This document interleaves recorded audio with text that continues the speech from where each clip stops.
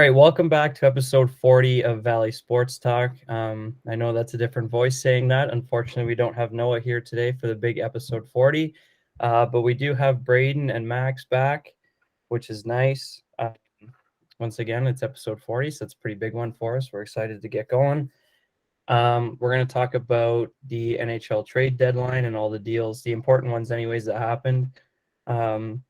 Then we're going to talk about more NFL because every week we do a podcast, big trades and signings seem to happen the day after we record. So expect a big trade coming on Friday because we're recording this on Thursday, so it'll probably happen. And then we're going to finish off with our top 10 receivers in the NFL going into next year. So we'll start off with the NHL, try and get that through pretty quick because that happened 2 weeks ago now. And we're going to start off with Noah's favorite team because he's not here. We're going to talk about Rickard Rakell getting traded to Pittsburgh for forwards Zach Aston-Reese and Dominic Simone, the rights to goaltender Callie Klang, and a second-round pick in 2022. So, what do you guys think? First off, I'm going to open that because I can barely hear you, so I'm just going to open my draft quick so I can just go through again so I could read that. There. Going too quick for you? No, it's not that. It's just because like you're on the speaker there. It's just because Noah always talks through the microphone, so I can hear him a lot better. Well, I'm sorry, sir. That can't be of as yeah, but I don't think you want to borrow his microphone either right now. Not right now, no. Not right now. Great, we're in the little podcast. I'm just I know we are. All right. I got to joke around a little bit, Max. Come on now. I know. Gotta keep the entertainment alive here. Call in here and pretend like we actually know what we're talking about, Bray, or are you gonna go? He's deciding. I really don't have much to say on this trade, though. Like, I'm on either side here. Like, I don't know. So okay, well, I'll carry. Yes, please. I think it personally, it's a slight win for Pittsburgh just because Rickard Rakell is such a big name and he's a good goal scorer. But like team grade wise, I think I'll give both teams a B. Rickard Rakell obviously was on the Ducks, and the Ducks weren't going to make the playoffs this year, so they decided to kind of let everybody with some value go. So I think obviously it's a good pickup for Pittsburgh getting Rakell. He's a previous 30-goal scorer in a season before. Giving up Zach Aston-Reese and Dominic Simone are important. They've been there for a while, but they're third liners, and you're getting Rickard Rakell, so it's worth it. The goaltender probably won't turn out to be anything, and then the second round pick, I mean, if you go far in the playoffs, you won't even remember who that second round pick was. So I do like the trade for Pittsburgh, but although in saying that, I think Zach Aston-Reese and Dominic Simone plus the draft pick is a good get back for Anaheim. So I was just curious. It seems like Rakell kind of is the biggest piece out of all of this, obviously, because he's like how many points does he put up this season in comparison to everyone else? I think he's in the 50s, somewhere in the 50s. Oh, really? Wow. Okay. Okay. 50 some points in 60 games. Right. So it seems like the trade wasn't like screwing over anyone because I don't know how's Anaheim doing this year. I don't think they're doing. They're not very good. Doing very well. I think they're like second last in their division. So do you find it's kind of common that lower ranking teams such as Anaheim, like at least right now, are giving away multiple pieces or giving away their offensive piece for something that's going on in the future? I feel like that's what kind of is happening for Anaheim because it's not like they're really giving up that much, right? Like, giving him, but that's not really much of it. Well, so yeah, the way it goes is like, for example, spot right now to actually do something in the playoffs, right? Yeah, and Pittsburgh needed a scorer. Like they have Malkin and Crosby, of course, but they need a third guy. And what you'll see in like a lot of these trades, Max, is like Rickard Rakell. He's on a team that's not going to make playoffs, and he's a free agent next year. So teams that aren't going to make the playoffs and have good players like Rakell who are going to be free agents, they will try and get whatever they can for him. So. Right. So that's kind of what happened here. That's why it doesn't seem like they got a lot back for Rakell, but I mean they got a pick and a couple good players, so it works out. Right. Cool. Actually. So yeah, I guess we'll move on to the next one if you guys are all right with next that. one it's got me a little bit more interested because I got something to say about the next one. So Do you now? Okay. I do. So for the next one, the Edmonton Oilers acquired defenseman Brett Kulak from the Montreal Canadiens. The Montreal Canadiens gave up William Lagenson, a conditional second-round pick, and a seventh-round pick. So, what do you think? Let's see, in exchange for well, I honestly think that in this situation that the Oilers win because when I was watching, oh god, what game was it? I think it was. I want to say Habs and the Leafs because Legason, I think he's on the third line or something like that. And they were having a really hard time because that third line would be out there for over 2 minutes. And we were having a lot of, you see a lot of situations where Legason be involved where they couldn't get the change off properly. I think one shift he was almost out there for over 2.5 minutes. So I found that to be like a little bit iffy, like especially the fact that you go to do a trade-off and you get him in exchange. So I honestly think that Edmonton wins in this one, especially the fact they get the the second round pick in this year and then the 7th round pick in the next 2 years. So that's where I put that. Trade grade value. And it's by letter, right? It's not by number. It's like by letter. Yeah. Like plus D plus. I'd probably give it like maybe just like a C minus around there, you know? That's what I kind of think of it as. Yeah, I would agree with That's kind of my thoughts on it because like he's not that quite far in development yet, but I think there's a lot of to be built around him. It's just not happening yet. Yeah, well, like I said, I was just talking to you, bro. The lower end teams seem to be making more acquisitions to kind of build for the future, and that seems what Montreal seems to be doing here.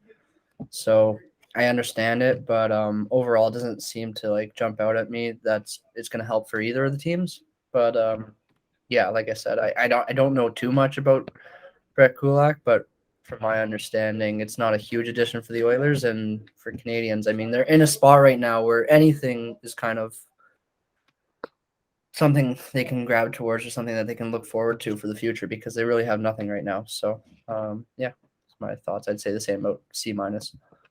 Yeah, for sure. It's definitely not a higher end trade, so I'll give it a C as well. The winner, it's tough to pick a winner for this one because, well, I will give it to the Oilers. Brett Kulak, like Max was saying, he doesn't really stand out. He's a good 6'5", 6" defenseman. He doesn't put up a lot of points, but he's decent in his own zone. And William Lagenson, he's younger. And then the 2 draft picks. So it's good for Montreal as well. I didn't feel like any of the trades in this trade deadline were too like lopsided. I found a lot of them were pretty fair. And so yeah, it's good for both teams. Like Edmonton, they're really bad at defense. And Brett Kulak will help that. And then Montreal got some picks out of it. So it works out. Moving on.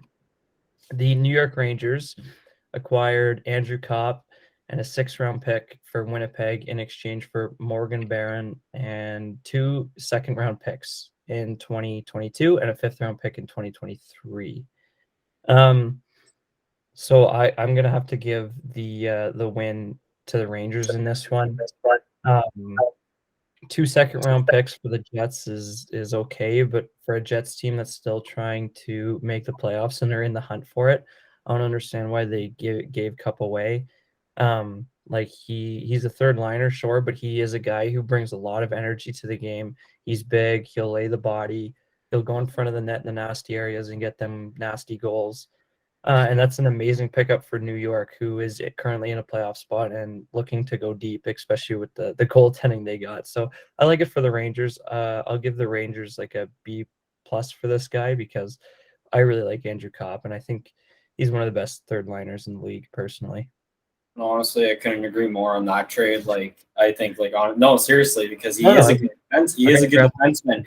I remember when just before the playoffs started there, when they finished out the regular season last year during COVID, he was one of the standout defensemen on Winnipeg because he could score and defend really well. Well, he's a forward? I thought he was a defenseman. He's a forward. Oh. That's okay. No, I honestly thought he was a defenseman. Not There's nothing wrong. Yeah, it's all good. He's a forward. maybe, He's I don't know. a Anyways, winner, okay. I think. But I know like he stood out like pretty good, like scoring goals every other game and all that. So I think it benefits more towards the Rangers right now. So I'd probably put that, and then I put around the same grade too. I don't think that's, I think that's kind of a steal of a deal for them, but not very high up the list. Anyways, I'll be right back, boys. Give me like 2 minutes there. All right. Yeah. I agree with keep that. going. So I was gonna ask Brandon. Like I said, for anyone watching here, obviously hockey isn't my strong suit with my knowledge, but We how are try. the? Yeah, we try exactly. But no, with the Jets, I'm curious. How are they doing this year? I don't think they're doing very well, right? I think they're currently 5 points out of a playoff spot. Okay, so kind of just getting by, or just kind of trying to get by. Let's say. Yeah, they're fighting for their last. They're fighting for the last playoff spot for sure. Right. Okay, so what's the what were you saying about Andrew Kopp? How's he? How many points did he have this year? Well, I don't know how many points he's got, but he's very consistent. Yeah, And he's a he's third just liner, like right? he's a very good grinder. Like he's got a big frame, Yeah, and he's not afraid to get in the air, in the corners, and get them pucks. right, cool. Well, I yeah, really yeah, and Rangers, they're in a playoff spot, right? the Rangers are the Rangers are in a good spot. The Rangers will make the playoffs for sure this year. Right. Okay, so yeah, then Rangers seems to be like whatever they're doing is doing right. So wow, Carolina's first, really. Wow, Carolina's very good. Yeah. Okay. Well, so do you guys want to move on to the next one? Yep, we can move on to the next one. So next trade is the Colorado Avalanche acquire Tyree Lehkonen from Montreal in exchange for Justin Barron and a second-round draft pick in 2024. Again, Montreal gets a second-round pick, which, I mean, when you're in the bottom of the league, that's good to get. The only problem is the second-round pick is from Colorado, who's very good, so it's basically a third-round pick. And a Tyree Lehkonen, the same as Andrew Kopp, is a big energy guy, bottom six forward for sure. But like I just said, he brings a lot of energy. He gets in them corners. He's a hard player, and everybody loves to have players like that. So I think it's a really good ad for Colorado's bottom six, and I think Montreal will miss this guy because I know he was a big influence on Montreal beating Toronto last year in the playoffs and how they got so far. He was a big part of it. So yeah, I couldn't agree more on that. It's going to be nice. Well, how do I put this in a way that's going to work? I think in the way that you put it, man, how the fuck do I do this? I hate hockey. I know I hate hockey. You're Canadian. You love hockey. I do love hockey. I'm not saying that I don't. It's just don't pay attention enough like I do. You watch Montreal all the time with Evan. Come on. You know. Yeah, I know, but I haven't watched this guy since last year, so it's been kind of. He's a grinder. He's an energy guy. Mm-hmm. Yeah, I definitely did show that last year. Especially in the playoffs. He was a beast. Yeah, he was one of the better players, that's for sure. Actually, that whole Montreal team did really Yeah, well, well. I mean, the fact that Brandon's just mentioning that this guy seems to be doing well in the playoffs, and the fact that Colorado's set up for the playoffs at this point, I don't think they're focused on what they're trying to do for regular season. Seems like they have something they've been able to build up for the past couple of years, so I think this is a good trade. Works out well for them, and then obviously with Canadians just being in the position that they're in, I don't see why this isn't a bad trade for them either, because they're building for the future. It's pretty simple. It's nothing crazy. So yeah, I see no issues with it. Yeah. Moving on to our last sort of little deal until we get to the big boys. St. Louis acquired defenseman Nick Leddy, and oh god, this is going to be dreadful. And Witkowski from Detroit in exchange for Jake Wallman, Oscar Sundquist, and a second-round pick. Again, like sort of all of these trades, Detroit isn't making the playoffs, so they got a couple of young guys and a second-round pick for Nick Leddy, who's an old defenseman who wasn't going to come back to the team next year. Nick Leddy, sorry, who isn't going to come back to the team next year. So I think it's good for Detroit. And then St. Louis, just bolstering that defensive core. Nick Leddy will be a good bottom pairing defenseman for them. Especially, it's good to get a guy like that when you're in the same division as Colorado. And if you want to make a deep run into the playoffs, it'll have to be through them. So getting as many defensemen as you can to try and fight that firepower is not a bad idea. So I like it for St. Louis personally. Nick Leddy's good. He's just old. Just old? Like, how old are we talking here? 30. I don't want to say it and be wrong, but I think he's early 30s. Nick Leddy age. Yeah, I don't have much to say, but I assume, honestly, I don't know enough about this. But 31. 31, got it. There we go. Not a girl. He's good. Nick Leddy's a good defenseman. He won't like shock you with points or anything, but right. But just plays the position well. Yeah, he's a good vet. And then, yeah, I don't think there's really. But I like the next trade here, though. This one. Yeah, we'll go to some trades where you guys definitely will be able to say something about. So this one, Minnesota acquires goaltender Marc-Andre Fleury from the Chicago Blackhawks in exchange for a conditional first-round pick in next year's draft. What do you guys? I like this. I like this trade for the Wild pretty much because I know Chicago's in the middle. Like they're trying to rebuild from the ground up too. They're missing a lot of their old star players, and they used to have that team back in the early 2010s that went on for a wicked run there for the what was it? They won cups, I think, because I think they won, and then the Kings won, and then they won the year after, I think, again. You know, you don't have that old team anymore, and who's still on the team is I know Patrick Kane's still on the team. Is Taves still on the team? Yeah. Yeah. Well, especially the fact that they also get a good goalie. So got how old is Marc-Andre Fleury? Isn't he like early 30s too? No, he's 36. Okay, so at least they get him for like a bit more, like a few more years out of his career to maybe, like I'm not sure how the Wild are actually doing right now, but they're very good. Okay, well then there you go. Then that solves your problem. So I'd probably give that an A grade trade there for them. So I'll give him an A minus. That's what I'll give him. I like that. Go with a minus because you're being very fair, not very. Yeah, I agree with that. We're talking about Fleury here, right? Yeah, we're talking about Fleury. What I'm curious about is Fleury still as like how good is he these days? I don't feel like he's still a very good goalie. Oh, really? I was gonna say, yeah, he's still a very good goalie. He's just maybe not much mobility. Maybe he's used to. There's mobility there. Fleury will never lose that. So why? So my question is why is he getting shopped around so much if he's such a good goalie still? I think he's getting shopped around just because Chicago's not a very good team, and I mean, if you can get a first round pick for Marc-Andre Fleury, and if you're not going to be good for the next couple of years, like Chicago, for example, they're not good, and Marc-Andre Fleury is very good, so he's stealing some wins for them. And for a team that's trying to rebuild, you want to lose as much as possible. So, right.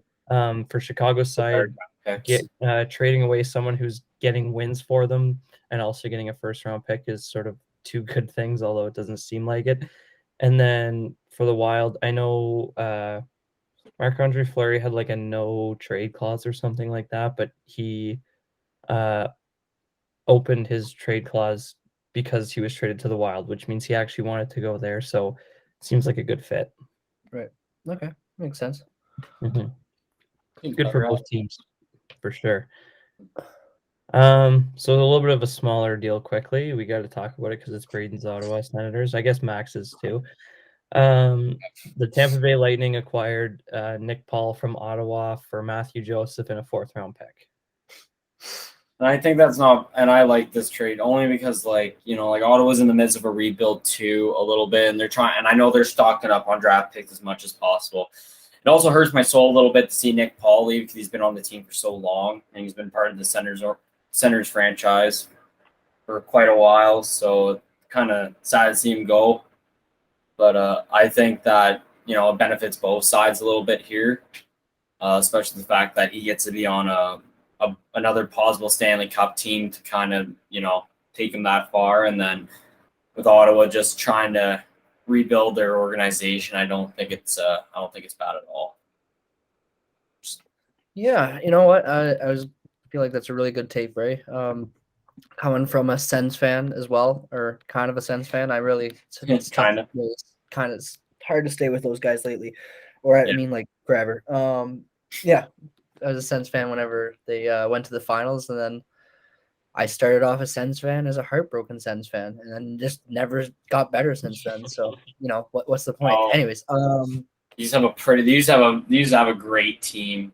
They did. Whenever back when we were in like in elementary and our anything after grade 5 there, the team was just like, it was good, Oh, the city was buzzing. I just remember Prime Carlson. Side point, but yeah, I cared so much about the league and I cared so much about the players, specifically because I was a Sens fan, and it just grew from there. But I swear to God, the past years, I mean, also rest in peace, Eugene Melnick. Just happened. He already passed away there too. He was so young. 62. Crazy. Yeah, you want to know who was also too young? The Foo Fighters drummer there. He died at 50 on Friday last week. Yeah. Rest in peace his soul. Yeah. It's sad because Foo Fighters, they were gonna go back out on tour at some point. I was looking forward to seeing them, but I saw them live. I saw them live at Blues Fest. Yeah, they were pretty good. Yeah, they were Blues Fest a couple years ago. That's crazy. But anyways, let's get back. We'll jump on the Hawks. Yeah, back to the trade. I also, one last point I will make about the Sens. Brandon, you can back me up on this. I feel like the Sens and the Lightning have quite the history in trades. They do so many trades together. I can name a couple that I think have definitely I don't know. I feel like they've been doing Ben Bishop, for example, is a trade. These are little ones that I remember. I can't name other ones, but I just know that I feel like Tampa Bay and Ottawa have always been back and forth giving players over the years. I don't know if that's for sure, but Brandon, do you feel like that? You're not wrong there. They do make quite a bit of trades. Actually, yeah, they have made quite a bit of trades over the years. You don't normally see teams in the same division trade very often. So it makes sense that they line up quite well. And do you remember Conacher or something like that? From Tampa Bay? He went to Ottawa too, I think. Something like that. But yeah, I just remember Tampa Bay were always stealing the good Ottawa players. But this is an interesting trade. So it seems like Tampa wins, Sens win. Sens are let's see, how am I? Oh wow, you're second last. Congrats. I was gonna say they should be almost dead last in the league. They've been why check, right? They've been brutal. I feel like it's funny because my dad and I, our two favorite teams are the Sabres and the Sens, and they're just both complete shit. No hope of hockey whatsoever. Yeah, but I was gonna remember too, the Leafs were shit at one point too. Yeah, Canadians fan for the fact that we're the country that loves hockey so much, we really didn't pick our teams well. All the teams that we cheer for most of the time are shit. You're not wrong. So, anyways, next trade. I just quickly, I really liked Braden's take on it being said that Nick Paul's gone. I'm not even a Sens fan, and when Nick Paul was traded, I was like, damn, that's kind of rough because, like Braden said, this guy's 28 or 27, but he's been in their AHL team for so long. This guy, he's been on the franchise forever. He got his chance last year, made a name for himself, made himself an everyday NHLer, and then they go and trade him, which is kind of sad, but he's an older guy. Tampa Bay could definitely use him and will use him. And then Matthew Joseph's young. He's quick. He's exciting. And a 4th-round pick is another draft pick. So, Ottawa is definitely doing the right thing. And they've been doing the right thing for fucking 10 years. You're right. But I think they're actually doing it right this time. They got a lot of young pieces, and they're actually exciting to watch. If I'm watching an Ottawa game, I'm not bored. Like if I was watching a Buffalo game, for example. Stuezel's my favorite player to watch on that team. I guess so. And then Thomas Chabot would be a hard second, but Chabot's out for the rest of the season with a broken hand, so can't even. Yeah, I like Kachuk. Moving on to my Reminds favorite me of team. young Chris Neal. Moving on to my favorite team, the Leafs traded for Mark Giordano and Colin Blackwell in exchange for 2 second-round picks and a third-round pick. Personally, I think Toronto won this trade. You never know with draft picks what's going to happen. So if you can get a guy like Mark Giordano, you might as well do it. And you didn't have to trade any players for it. Colin Blackwell is also a solid third, fourth line guy who brings a lot of energy. He's small, but he definitely is feisty from what I've seen so far. Mark Giordano for the Leafs so far, he's been really good defensively. The Leafs haven't lost with him in the lineup yet, so it's looking good. And maybe he can help this team be a little more defensive in playoff time. And I do like this trade because this is where, like, now you look at the Kraken, that's a brand new franchise coming up this year. You know, they did the draft like from all the other players, so to see who goes on what team. But it's kind of nice though because they're trying just to, just start out kind of rough and then build up to a bigger, better franchise, which I don't think is a bad idea. So, and especially the fact that Toronto's trying to make a push, like a big push to stay in that playoff spot, staying out of the wild card, which I think is another good move. So picking up Giordano was a good move for that team. Like it helps on the defense a little bit too. Very talented hockey player. So yeah, like it, love it, and I want some more. I mean, he was a Norris winner like 3 years ago. So Yeah, exactly. This is a big trade. Why am I not like? I feel like Toronto is constantly bringing in big names, but this one gets me excited as well. You want to know where all that money's coming from for that? It's their TikTok sticker on the back. Out of all the teams that got the TikTok sticker on the back of their helmet, I can't even look at it. It makes me disgusted. Toronto didn't have enough money for Mark Giordano. Seattle had to keep half of his salary just to really? Yeah. Man, Toronto kept half of so here's what I'm gonna say. I'm glad that Toronto got this and this is awesome and everything, but this is from a pessimistic Sens fan. Fuck it, like I don't care. Like do something. Like, I don't care. Well, maybe my patience is running thin with Toronto, but mine is. Pardon?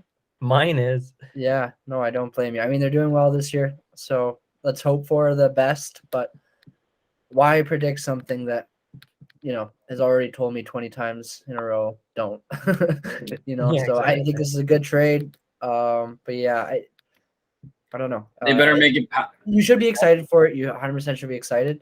Let's just see what happens in the playoffs. All I can say is with this team now, if they don't make it past the first round, there's something wrong. I feel like there's something wrong. There's some black magic witchcraft shit put on the franchise. I swear to God. Yeah. Somebody walked under a ladder. There was a black cat that crossed his ways front and back. Nowhere to go. Just bad omen written everywhere.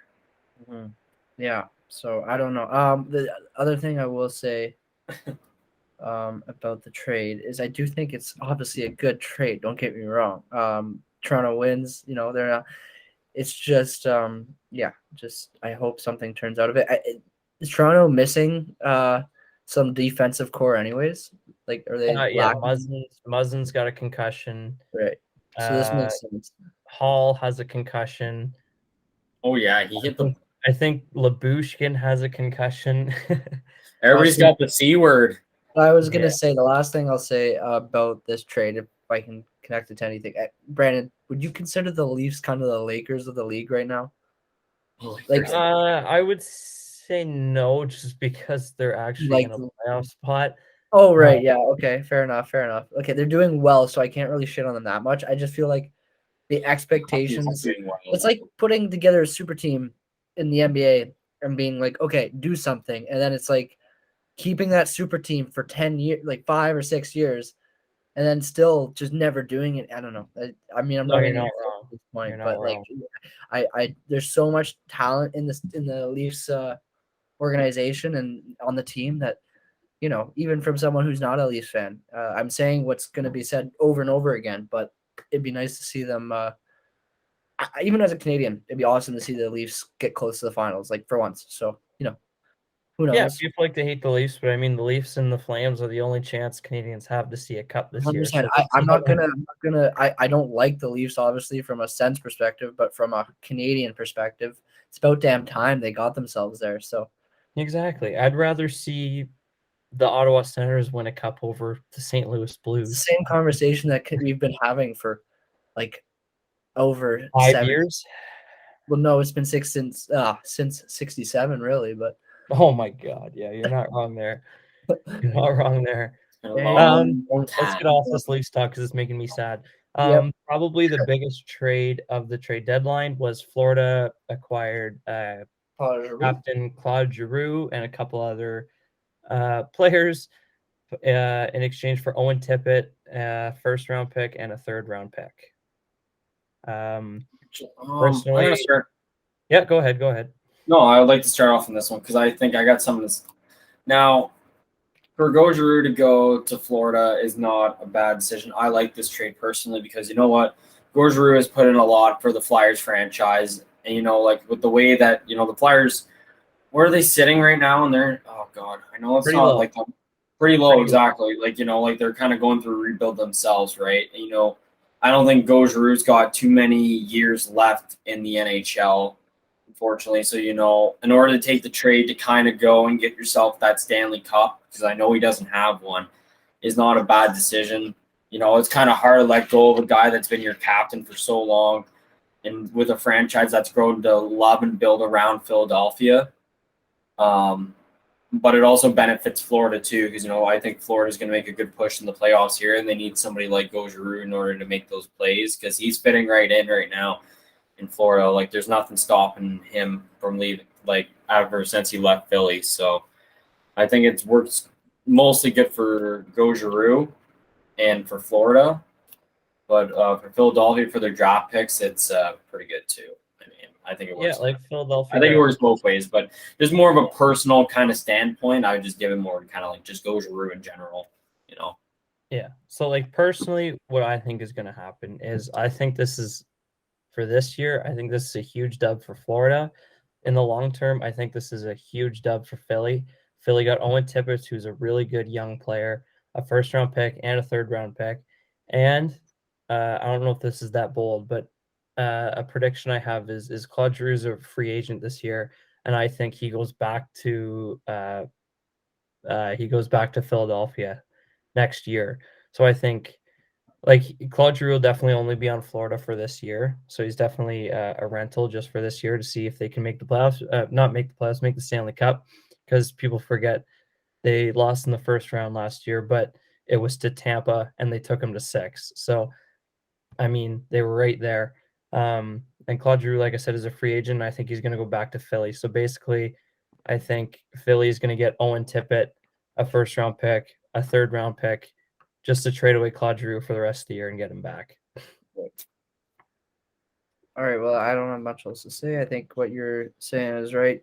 I feel like with most of these trades, the player that is the star player, kind of the team wins in that trade. I would say, not all the time, but it seems to be kind of trending that way in these past trades. So yeah, I'd agree with what you're saying, Brandon. Clear cut win for the Panthers. I mean, they're in a playoff spot. They're doing well. They're first in the league. So this gives them immediate impact in the playoffs. So yeah, I'm excited. I love to see Claude Giroux just do something different. I've seen him in a Flyers jersey my whole life, and I've liked him more than I've liked the organization. So this is cool. Yeah.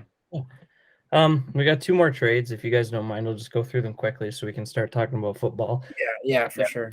They're kind of smaller, so still sticking with the Florida Panthers. They got Ben Sherratt from Montreal for a prospect and a first and a fourth. Ben Sherratt's going to be a solid bottom pairing defenseman for Florida, and then Montreal gets another couple draft picks. So it's good again for both teams. But Montreal, you can never say no to a first round pick. Then Tampa got Brandon Hagel and a couple picks for Taylor Radish and 2 first round picks. I love this for Chicago. Taylor Radish is young, 2 first round picks you can't say no to. And Brandon Hagel's a good player, don't get me wrong, but on a star-studded offense like Tampa Bay, he's going to find a hard time getting a role in the top top couple lines. So I feel like he'll be a bottom 6 forward for Taylor Radish and 2 first. So win in my book. So quickly, who do you guys think after the trade deadline and the teams are set? Who do you think will be in the finals, and who is your cup favorite? I see there. I'm personally going the Hurricanes just to start with. That's all right. I'm taking Colorado. Brandon, you? I really like Colorado as well. Who I think will see them is I think Carolina. I think Carolina will see them. I think we'll have 2 C teams in the finals, Carolina, Colorado. But yeah, I think it's Colorado's time. Cool. Like I said, I said Colorado in the finals. I think I'm gonna go with my gut, which is Tampa Bay, because my past has told me Tampa Bay kind of sneaks their way in there when they shouldn't be, and I think that's probably this year as well. So that's kind of my go-to. I feel like I haven't been watching too much, but I feel like they're a good playoff team, and sometimes a team that's had a good history in the past couple of years seems to prevail in the playoffs, and the other teams that are having great regular seasons are just regular season teams. So that's what I'm predicting for my finals. So yeah, for sure. And like I said before, literally the day after we recorded last week, Tyreek Hill was traded to the Miami Dolphins. So that's obviously a massive trade. I definitely didn't see that one coming. I don't know about you guys. I don't think any of us did. Like it's wild because the day he got traded, so in the morning, I saw that on. By the way, I also want to just give a quick shout out to this page. This page is awesome. I don't know if you guys follow this, but this has been helping so much with the podcast. Oh, I just got to find it here. Hang on. You're covered. It's called Undercover NFL. And it's like they're quick on it. Like before, like even like ESPN hears it, it's on there and you can just get it. Like you get the information right away. And it's very accurate information. So if none of you guys are following that page, please do, because it is fucking awesome. But you got some incentive brand sponsorship going on here, Bray, that you're not telling us about? No, nothing. They're just a fucking they're just wicked lads. And you know what? I'd rather have people get the right information right away. Like it's good. But anyways, back onto the trade. When I saw that it was getting posted to New York or the Dolphins, I was telling Ethan, I was like, man, he's going to the Dolphins. There's no way he goes to the Jets. Next thing you know, a few hours later, he's on the Dolphins. Well, I'm happy that he's on the Dolphins. If he went to the Jets, like, what an idiot. I'm sorry. Exactly. Like the Dolphins are the better team out of the two. We all know that.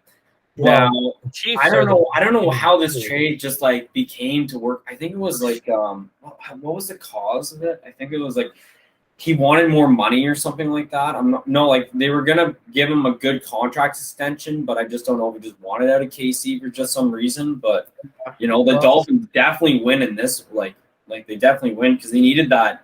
Like on the outside on the other side, besides Waddle, like they need somebody that Tua can throw to. So it's going to be an interesting season, and that just adds more to the more value to that team, especially in the AFC too, right? Where all this is just like piling up so quick, I'm going to keep saying this, that the NFC is a bare wasteland right now, where there's, like we see like all these great teams coming up now. Yeah.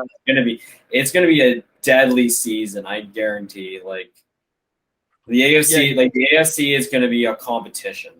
Mm-hmm. Yeah, you basically answered my question. Like my question was going to be like, what do you think of the Dolphins now in terms of the AFC East? Like, where do you think they stand? In the AFC East, I don't think that they place first. I see the Jets in last, and then maybe the Dolphins. I think the Patriots in third, but I know the Patriots probably pull something out of their ass. And then the Dolphins in second, but the Bills at first because they have the better defense. Like they got the better team all around. I feel like I trust Belichick too much to do something with his team next year that he almost did this year. So I feel like they're going to be better, not worse. That being said, but I think this is a really, really, really exciting trade because Tyreek Hill, specifically Tyreek Hill, is one of those players where you're like, yeah, we know he's like insane, but is he on the same level as the other elite wide receivers in terms of you put him anywhere and he's getting those numbers, right? Like we know he's dominant with his speed.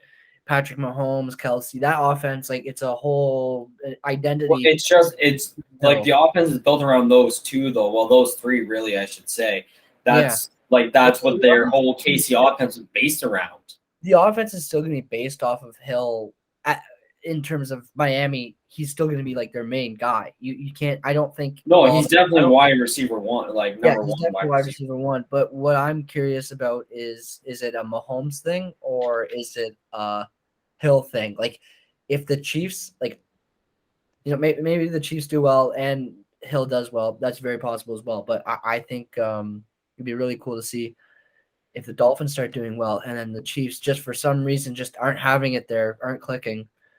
I see your point there. I do like that. Like, because I feel like Hill might have been that's very plausible. Like, like you could see like the Dolphins, like they're going to like kind of be at the same level, or one's going to rise more than the other, right? So this is where it's going to determine, because like when KC won the Super Bowl and they started making their push, getting better, Hill was on the team. Kelsey, like most of those guys are still there. But now you're starting to kind of lose those players, so you're kind of scrambling around a little bit, Yeah, and I'm here for the Chiefs not doing well next year. Like I'd like to see them fuck up and go downhill, because it's nothing better than having a dynasty be called a dynasty and then get shit on and not do much for the next couple of years. So, I'd like to see something different as a Seahawks fan who really has no hope in hell anymore right now. But yeah, it's nice to see the league spaced out. I think this is a really good trade for the league specifically, and Miami, obviously. So him and Waddle. I agree.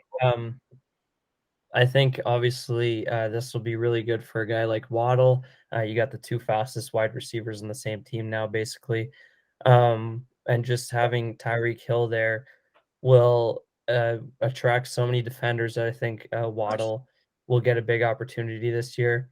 The only thing I disagree with your guys' point is I think the Dolphins are. I don't think it's close with the Patriots. I think they are outright better after this trade. The team, like the Patriots, were good last year, yes, but they didn't really make any moves this offseason, and they just they lost a couple players. They didn't get any better. They didn't get any guys back. I have more faith in Mac Jones than Tua, though. That's my issue. That's the one thing I don't personally. Really? I do. I need him to do well. He's my quarterback for this year. Mac Jones is solid, but I wouldn't say he's any better than Tua at this point. And this is a big year for Tua. Like I was watching a couple other podcasts, and Tua and Mac Jones' numbers last year were basically identical, and that's without a Tyreek Hill. So I think Tua is going to have a big year this year. I think the Dolphins are going to have a big year this year. I think the Patriots are going to fall a little bit. I just trust Belichick. I think he's got a game plan set up, and I feel like this coming year is going to be even better than last year, because I feel like he's still got the game plan that Brady's gone. I got a future set up. I trust Belichick more than the Dolphins right now, but I see where you're coming from for sure. Oh, yeah, for sure. My next question is, now that we've ranked the AFC East from this trade, let's rank the AFC West from this trade.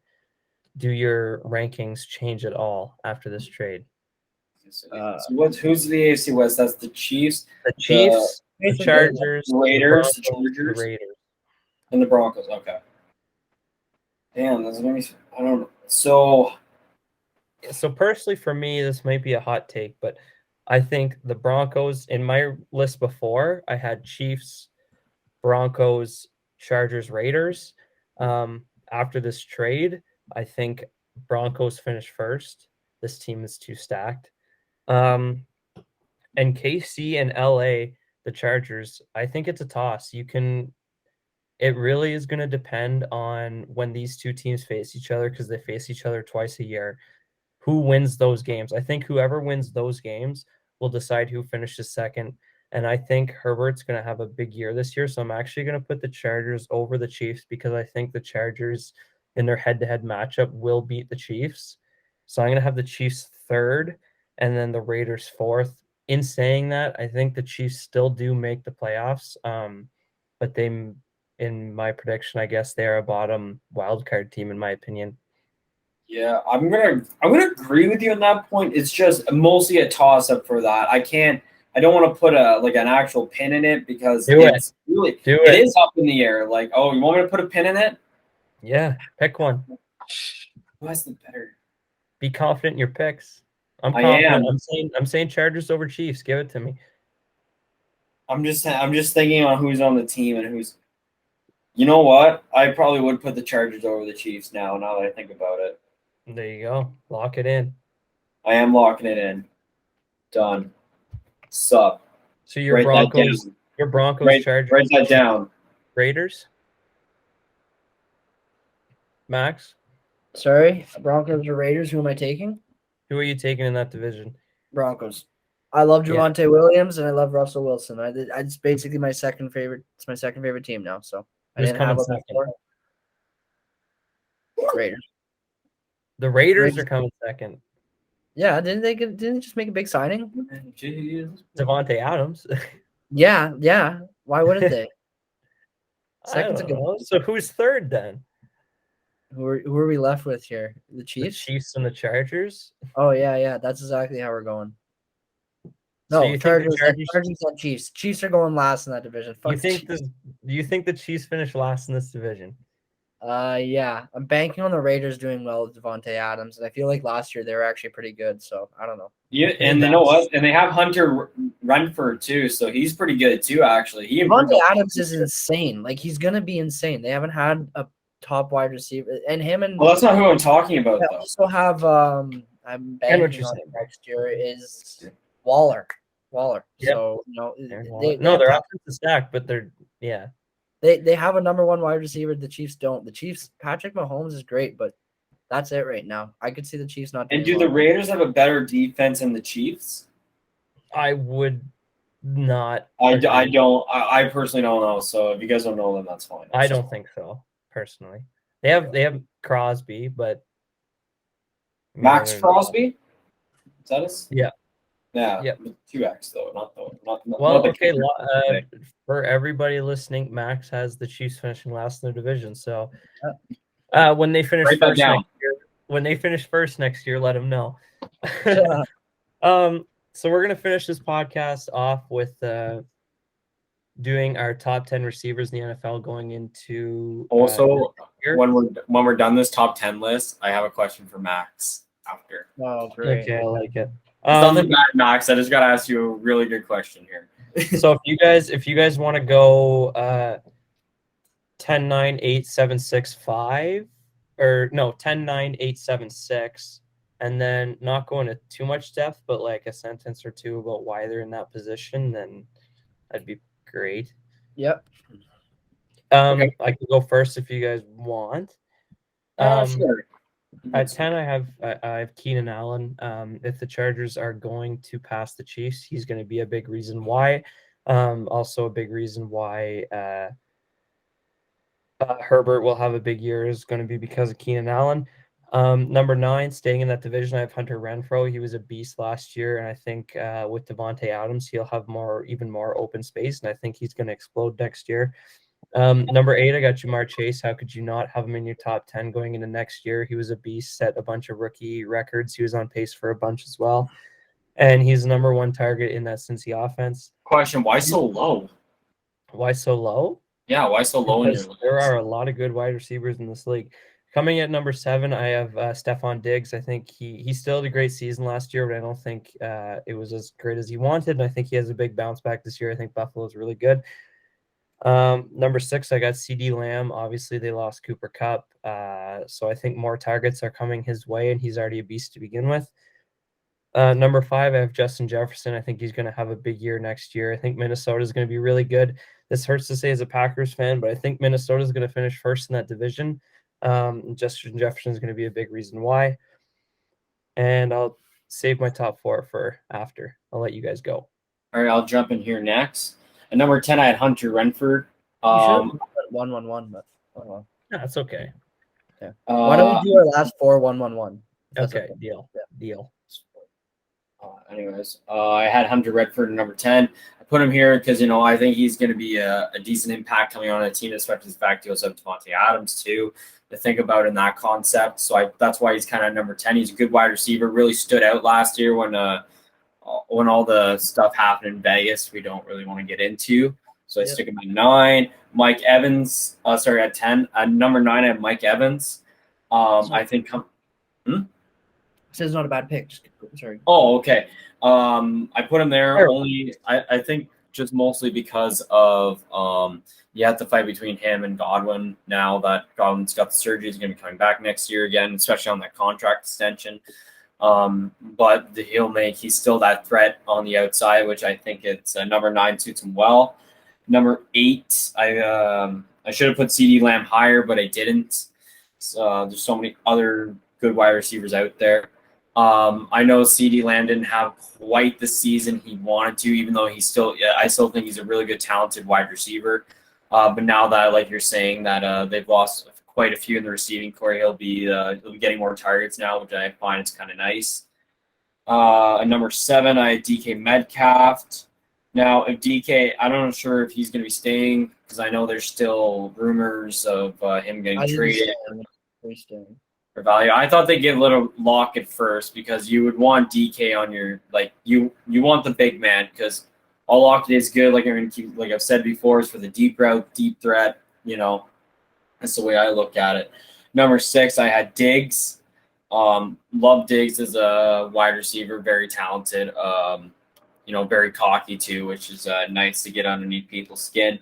I know he didn't have quite the season like Brandon was saying there too, where like the numbers, even though the numbers were there, they weren't as good as they need to, as he wants them to be. So I think if he comes back to Buffalo, because I was reading some posts last night on Undercover NFL, his tweet, but that's a story for a different time. So if he stays with Buffalo, by the looks of it, he'll have another good season.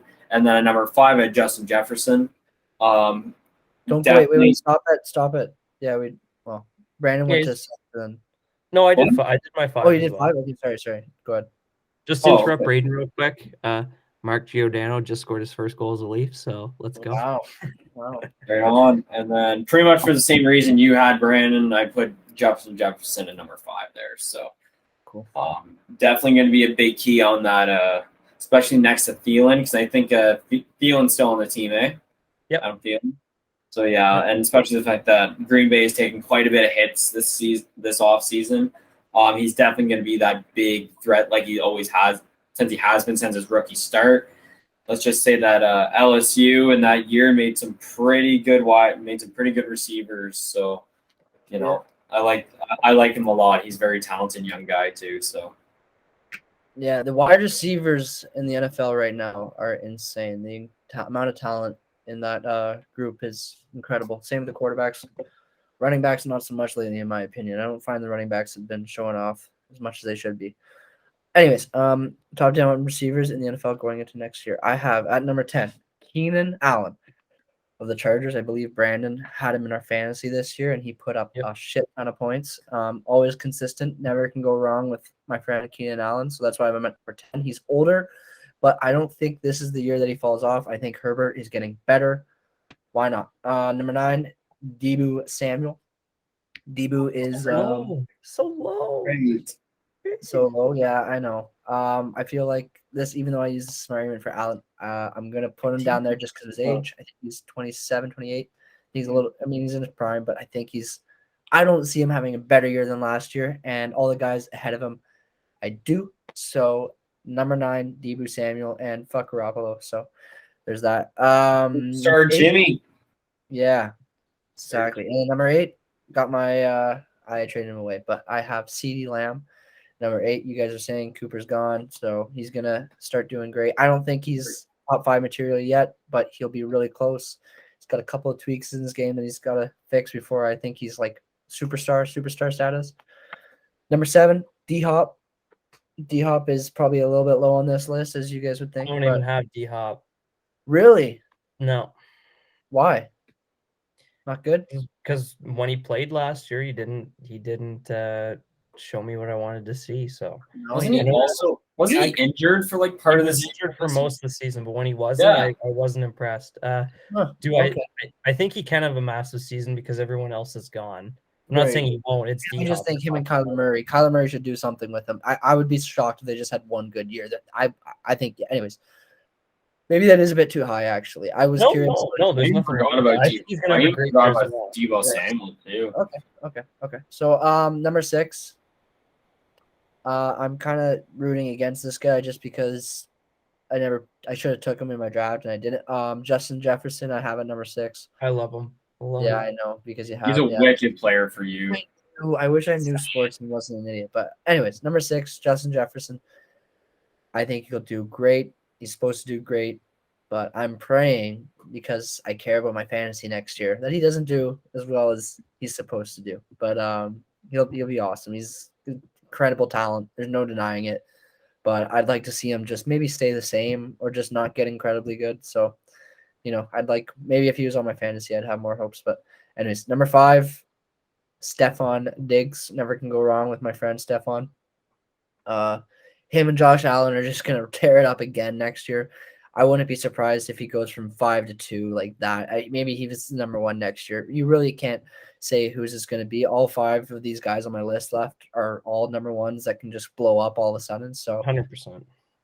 Yeah, he's 5 and he's gonna have a great year. So why not? Keep it rolling. Who's your 4? Okay, so we're gonna go 4-4-4. Okay. Yeah.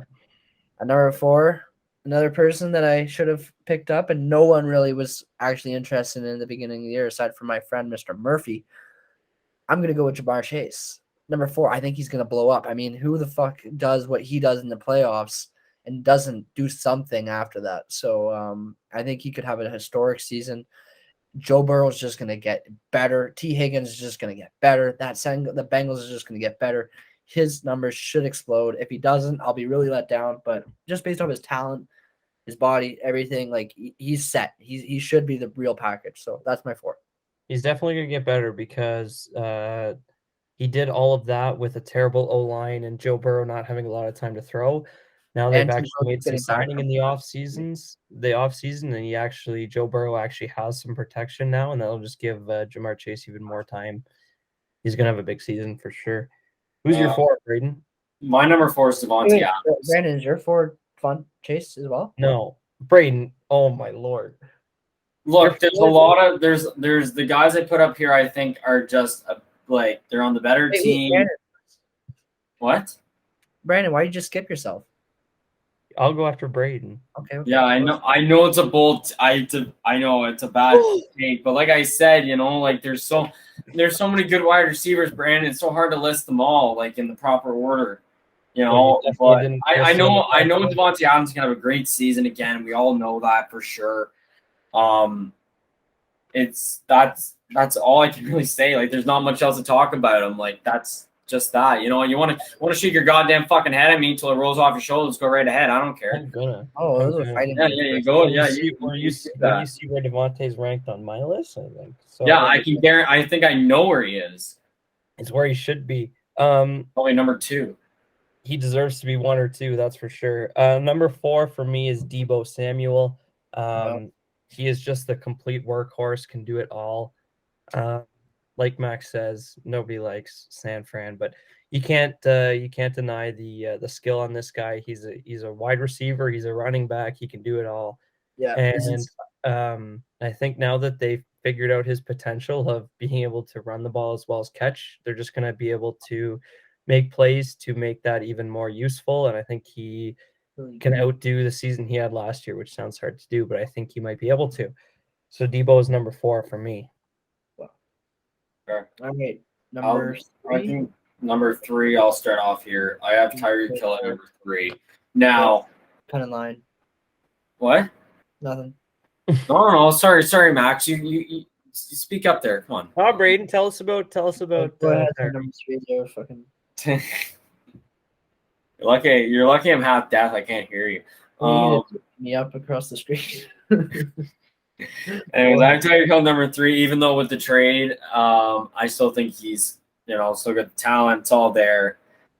I don't think I believe he could be higher or lower on this list, but I think number 3 is a good what?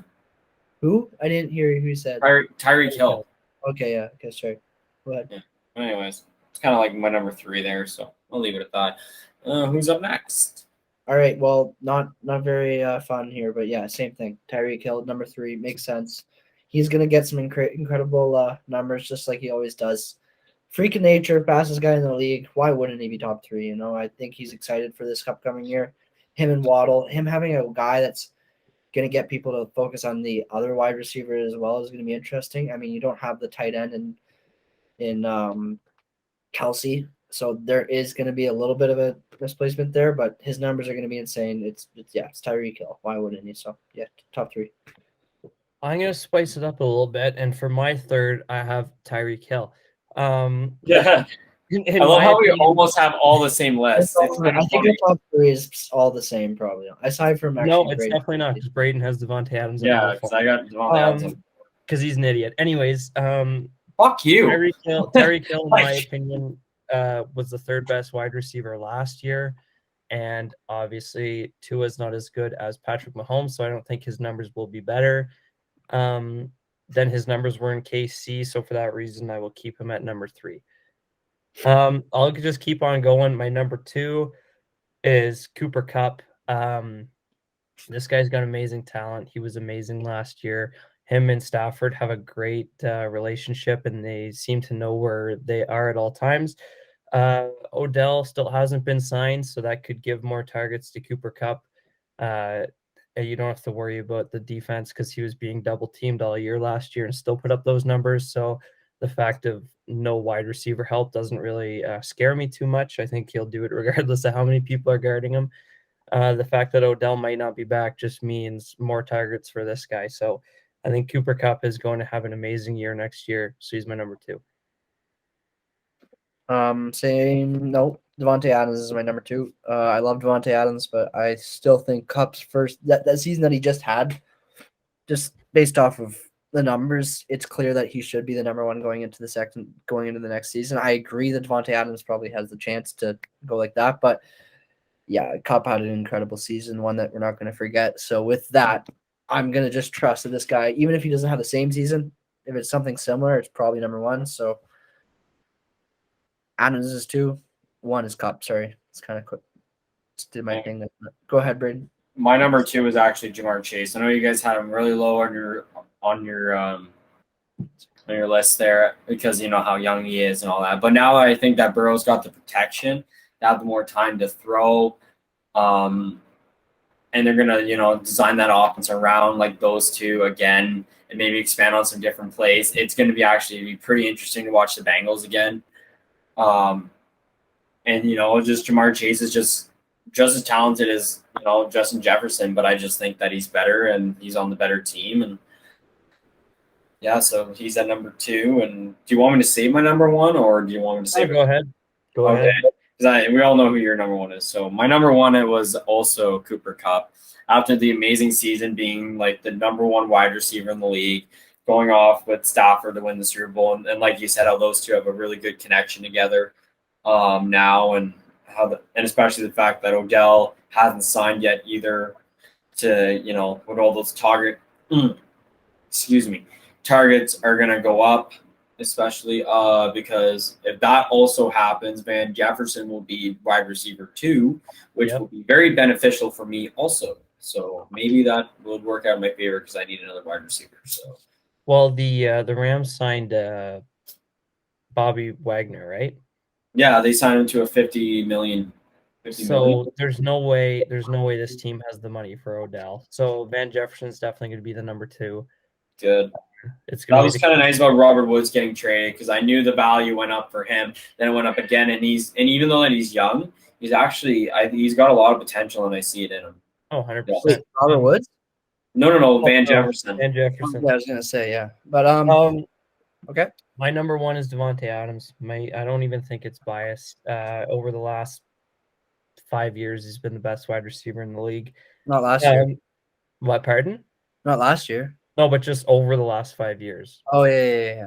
Like, he's been better than Cooper Kupp in the last 5 years. Anyways, and then, like, this man was playing on a team full of full of drama in Green Bay. There was always like, what's going on with Aaron Rodgers? And there was Aaron Rodgers not getting vaccinated. And then there was all that playoff talk. There's just been drama the whole time.